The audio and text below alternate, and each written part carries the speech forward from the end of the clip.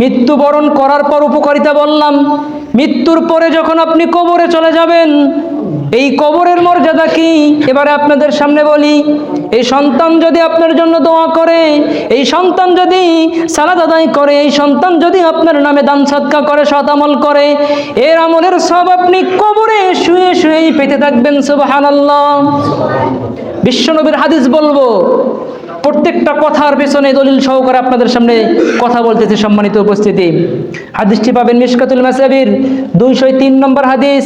আবু হুরায়রা রাদিয়াল্লাহু তাআলা আনহু থেকে বর্ণিত। তিনি বলেন, রাসূল করিম সাল্লাল্লাহু আলাইহি সাল্লাম বলেছেন, মানুষ যখন মারা যায় তখন তার সমস্ত আমল বন্ধ হয়ে যায়, সমস্ত আমল বন্ধ হয়ে যায়, তবে 3টি আমলের সব অব্যাহত থাকে। কয়টি আমলের সব? 3টি আমলের সব অব্যাহত থাকে। এর মধ্যে 1 নম্বর হলো সাদাকাতিন জারিয়া, সদকায়ে জারিয়া। যদি আপনি সদকা করেন, এর সব আপনি কবরে শুয়ে শুয়ে পেতে থাকবেন। 2 নম্বরে আও ইলমিন ইউনতাফাউ বিহি, জ্ঞান যার থেকে মানুষ উপকৃত হতে থাকে।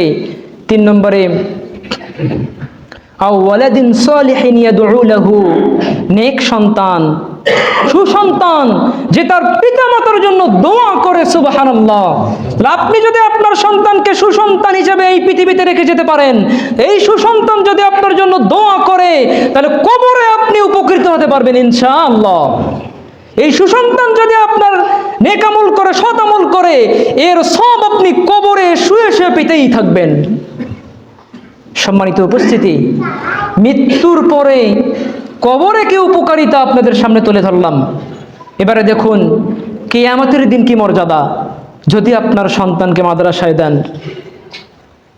মাদ্রাসায় যদি আপনার সন্তানকে দেন, দ্বীনি ইলম শিক্ষা যদি করান, এই সন্তানকে ইলম শিক্ষা করার জন্য যদি আপনি মাদ্রাসায় দেন, আর এই সন্তান যদি দ্বীনি ইলম অর্জন করে, কোরআন শেখে, দোয়া কালাম শেখে, মৃত্যুর পরে যদি এই সন্তানেরা আপনার জন্য দোয়া করে, রব্বির হামহুমা কামা রব্বায়ানি সগীরা, রব্বির হামহুমা কামা রব্বায়ানি সগীরা, হে আমার প্রতিপালক, হে আমার রব, তাদের প্রতি দয়া করো যেমন ভাবে তারা আমাকে শৈশবে লালন পালন করেছিল।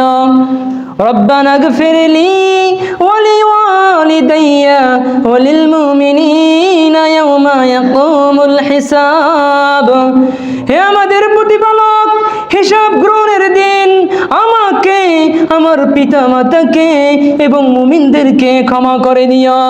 সম্মানিত উপস্থিতি, আপনার মৃত্যুর পরে যদি আপনার সন্তান এভাবে দোয়া করতে থাকে, রব্বুল আলামিন আপনার মর্যাদা জান্নাতে বাড়িয়ে দেবেন। সুবহানাল্লাহ।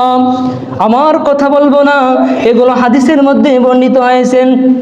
মিশকাতুল মাসাবির 2354 নম্বর হাদিস, আবু হুরায়রা রাদিয়াল্লাহু তাআলা আনহু থেকে বর্ণিত। তিনি বলেন, রাসূল করিম সাল্লাল্লাহু আলাইহি সাল্লাম বলেছেন, ইন্নাল্লাহা আযজা ওয়া জাল্লা লা ইয়ারফাউ দারাজাতা লিল আবদি সালিহ ফিল জান্নাতি, আল্লাহ তাআলা জান্নাতে তার কোন নেক বান্দার মর্যাদা এত বাড়িয়ে দিবেন, এত উঁচু করে দিবেন, সেই মর্যাদা দেখে আশ্চর্য হয় আল্লাহ রাব্বুল আমিনকে বলবে, ইয়া রাব্বি, হে আমার প্রতিপালক, আন্নালি হাযিহি, আমার এই মর্যাদা কিভাবে বৃদ্ধি পেল, আমার এই মর্যাদা কিভাবে বৃদ্ধি হলো।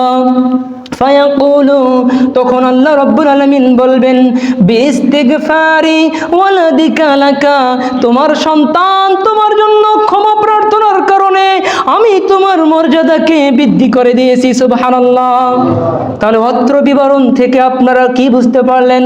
যদি আপনি আপনার সন্তানকে মাদ্রাসায় দেন, যদি আপনার সন্তানকে নেক হিসাবে গড়ে তুলতে পারেন, এই সন্তান যখন এভাবে দোয়া করতে থাকবে, রব্বুল আলামিন জান্নাতে আপনার মর্যাদা উঁচু করে দিবেন, এত উঁচু করে দিবেন যে আপনি আশ্চর্য হয়ে রব্বুল আলামিনকে বলবেন, আল্লাহ, আমার এই মর্যাদা কিভাবে বৃদ্ধি হলো, আমার এই মর্যাদা কিভাবে বৃদ্ধি পেল।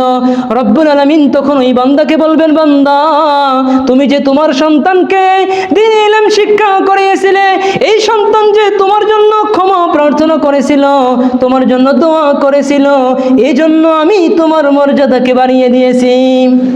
সুবহানাল্লাহ। তাহলে কি আপনারা চান না জান্নাতে আমার মর্যাদা বৃদ্ধি পাক? চান না? না চান আপনারা? অবশ্যই আপনারা চান। তাহলে যদি এটা চান, তাহলে এই সর্দার পাড়ায় আল্লাহ কবুল করেছেন একটি মাদ্রাসা হয়েছে, আলহামদুলিল্লাহ। সকলে অবগত আছে না নাই? সকলে অবগত আছেন। আলোচনা শেষে এই সম্পর্কে বলবো ইনশাআল্লাহ। এই মাদ্রাসায় প্রত্যেককেই অবশ্যই সন্তান দিতে হবে। এই মাদ্রাসায় প্রত্যেককেই অবশ্যই সহযোগিতা করতে হবে। যে যেভাবে পারেন সবাইকে এই মাদ্রাসায় সহযোগিতা করতে হবে। আল্লাহ যেন সবাইকে আমাদেরকে এই মাদ্রাসায় সহযোগিতা করার তৌফিক দান করেন। আল্লাহুম্মা আমিন।